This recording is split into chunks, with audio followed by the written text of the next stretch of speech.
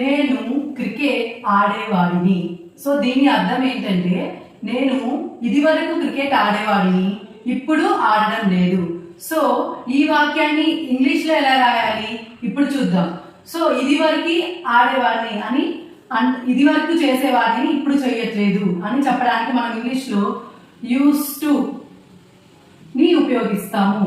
Past habitual actions అంటే ఇది వరకు చేసే పనులు ఇప్పుడు చేయట్లేదు అని చెప్పడానికి మనం యూస్ టు అని ఉపయోగిస్తాం.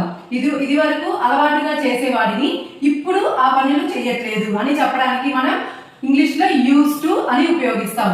ఇప్పుడు చూడండి, నేను క్రికెట్ ఆడేవాడిని.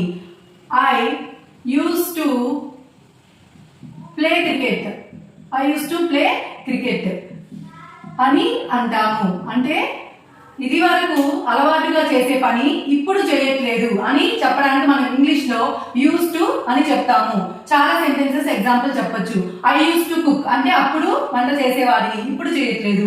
I use to go for a walk అప్పుడు వాకింగ్ వెళ్ళేవాడిని ఇప్పుడు వెళ్ళట్లేదు. సో అలా ఇంగ్లీష్ లో యూస్ టు ఉపయోగిస్తాము. ఇలాంటి మరిన్ని ఇన్ఫర్మేటివ్ వీడియోస్ కావాలంటే మన ఛానల్ ని సబ్స్క్రైబ్ చేసుకోండి. Thank you.